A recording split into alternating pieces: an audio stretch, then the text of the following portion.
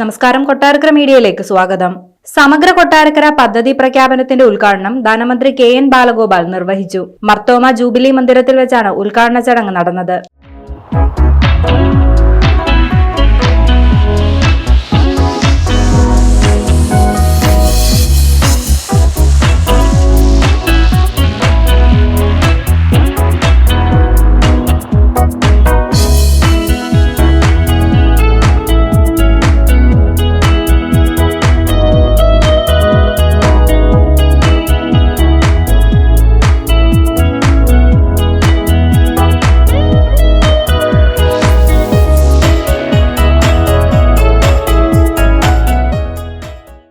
ആദ്യം നൽകുന്നത് ചുവട്ടുതൊഴിലാളി യൂണിയൻ CITUവിൻ്റെ കൊട്ടാരക്കര പട്ടണത്തിലെ തൊഴിലാളികളാണ്. അവരുടെ ഒരു ദിവസത്തെ ശമ്പളം നേരത്തെ തന്നെ ക്ഷേമനിധി ബോർഡ് തന്നെ വെച്ച് പിടിച്ചിട്ടുണ്ട്. ഇപ്പോൾ അവരിൽ നിന്ന് നേരിട്ട് സംഭാവനയായിട്ടാണ് നൽകിയിട്ടുള്ളത്. സംഭാവന നൽകുന്നതിന് വേണ്ടി യൂണിയൻ്റെ സെക്രട്ടറി ശ്രീ M ബാബുവിനെ ക്ഷണിക്കുകയാണ്. ഏറ്റുവാങ്ങുന്നതിന് വേണ്ടി ബഹുമാനപ്പെട്ട കേരളത്തിൻ്റെ ധനകാര്യ വകുപ്പ് മന്ത്രിയെ ക്ഷണിക്കുന്നു.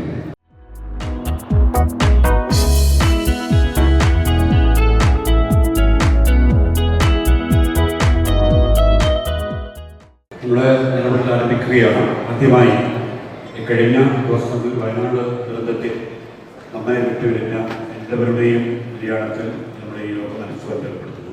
ഏറെ സവിശേഷമായ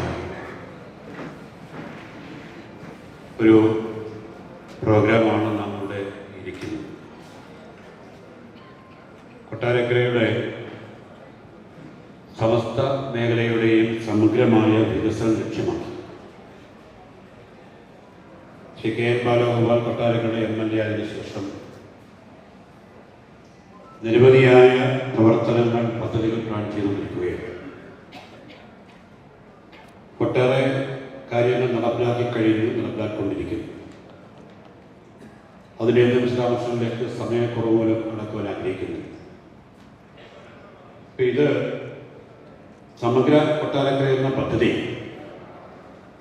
നമ്മുടെ സംസ്ഥാനത്തൊരു മാതൃകയാകണം.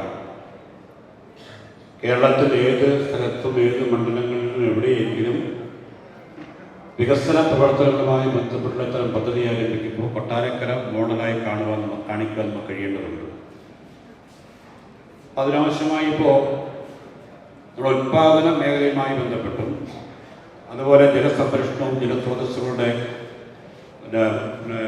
പ്രതിഭാസവും അതുപോലെ കൃഷി അനുബന്ധ മേഖലകൾ, കൃഷിയും അതുപോലെ മൃഗസംരക്ഷണം, ഡയറി, ഫിഷറീസ് അടക്കം അനുബന്ധ മേഖലകളും ടൂറിസം, അതുപോലെ അതിലേറെ പ്രാധാന്യമുള്ള ഉപജീവനം.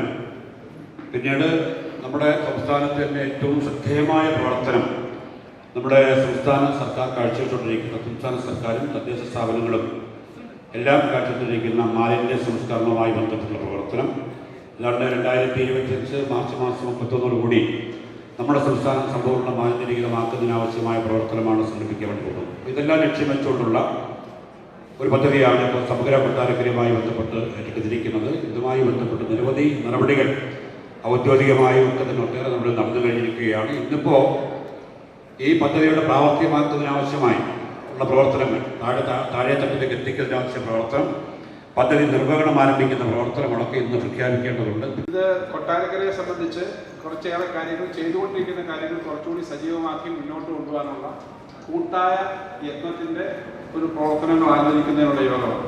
വാസ്തവത്തിൽ ഇത് നമ്മളെല്ലാം ചെയ്ത് പൂർത്തീകരിക്കേണ്ട പ്രവർത്തനങ്ങളെപ്പറ്റി ആലോചിക്കുന്നതിനുള്ള യോഗമാണ്. ഇവിടെ നമ്മൾ ഈ നടത്തുന്ന പ്രവർത്തനങ്ങളിൽ ചെയ്യാനുള്ള ചില രൂപരേഖ എന്ന നിലയിലാണ് നമുക്ക് കാര്യങ്ങൾ അവതരിപ്പിക്കാൻ പറ്റുക. അതെല്ലാം കൂടെ അവതരിപ്പിക്കാനുള്ള സമയവുമില്ല.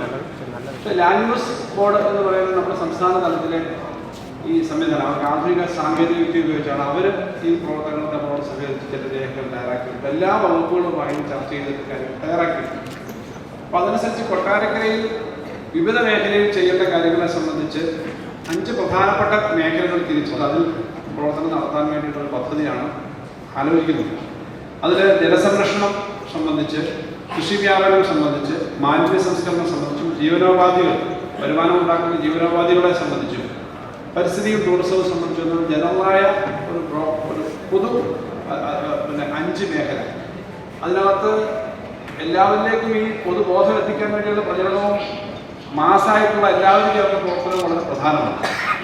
ഇത് ഏത് പരിപാടിയും നമ്മൾക്ക് വളരെ സജീവമായിട്ട് എടുക്കുന്നതാണ്. എങ്ങനെ അത് എടുക്കണം എന്നുള്ളതിനെ പറ്റി ഇത് കഴിഞ്ഞാൽ ഉദ്ദേശിക്കുന്നത് 1 മണിക്കൂർ കൊണ്ട് 1 മണിക്കൂറിന് അകം 11:30 നമ്മൾ ആലോചിച്ചത്. 11:30 ഈ സെഷൻ അവസാനിച്ചതിന് ശേഷം 5 ഗ്രൂപ്പുകളായി പിരിഞ്ഞ് ആ ഗ്രൂപ്പുകളിൽ ചെയ്യേണ്ട കാര്യങ്ങളെപ്പറ്റി ഒരു ചെറിയ അവതരണം ഉണ്ടാവുകയാണ്. ആ ചെയ്യേണ്ട കാര്യങ്ങളെപ്പറ്റി ആലോചിച്ച് കൃത്യമായി നമ്മൾ ചെയ്യേണ്ട അടുത്ത ഒരു വർഷക്കാലം, 1 വർഷം കൊണ്ട് തീരുന്ന കാര്യമല്ല, ചെയ്യേണ്ട കാര്യങ്ങൾ അതിനകത്ത് ഏറ്റവും അടിയന്തരമായി ചെയ്യേണ്ടതിന് ഒരു ടൈം ടേബിൾ ഉണ്ട്. അതിൻ്റെ ഒരു പദ്ധതി, അതിന് തുടർച്ചയായി ചെയ്യുന്ന കാര്യങ്ങൾ നിലയിൽ ആലോചിക്കണം. നമ്മുടെ എല്ലാം കൂടി ചർച്ചയുടെ അടിസ്ഥാനത്തിൽ തീരുമാനിക്കേണ്ടതാണ്.